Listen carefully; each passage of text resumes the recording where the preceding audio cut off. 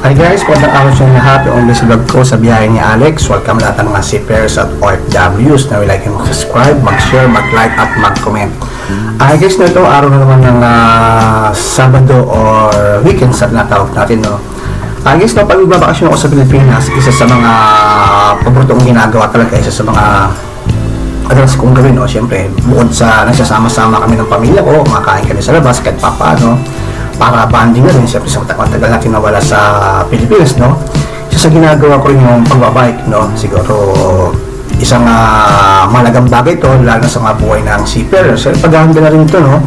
Para sa ating medical, no? Yung exercise na sinasabi natin, alam natin naman, sige, maganda yung ating pangatawan, ating pangkalusugan. Kaya nga isa sa ginagawa ko, every weekends nagbabike talaga ako. Ito yung pagbabike ko talaga, passion ko na rin ito, no? Makakadal ko ng ginagawa to. Siguro nung high school pa lang ako, college, ginagawa ko na ito, no? Kaya sa pagbabike namin ito, ang pagbabike ko hindi naman dito sa Pilipinas, basta na sa Netherlands kami at UK kami, nagbabike pa rin ako kasama ng mga kaibigan ko sa barko, kasi kasama namin sa kapitan, yung chief mate, at yung mga ilang kaibigan natin, yung umigit kami sa Netherlands, umigit kami sa UK, bike pa rin kami.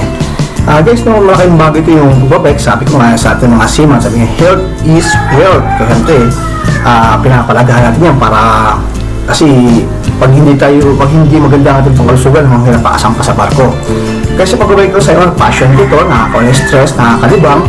Ang pagbabike mo ito, malayo na rin ang napuntahan ko. Napunta rin ako ng Baguio, Lucena, Tarlac, Pampanga, yan, mga nadaanan ko na rin yan, no?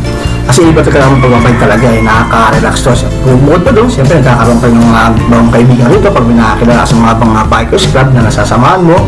Kaya kung sa revision namin dito, meron kaming bikers club na tinatawag dito. Okay, samahan niyo ako sa paglibot ko, sa pagbabike ko, at naway mag-enjoy kayo. Samahan niyo ako. Tayo na!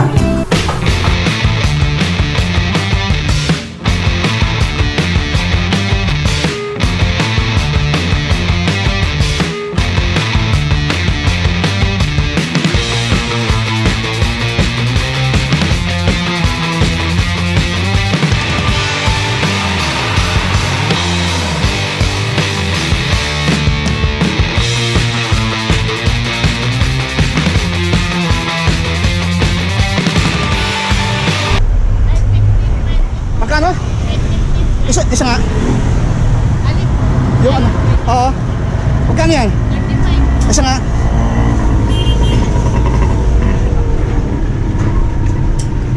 Tayong buko. Awaw na ako. Dito tayo sa gilid. Ano pa tayo mga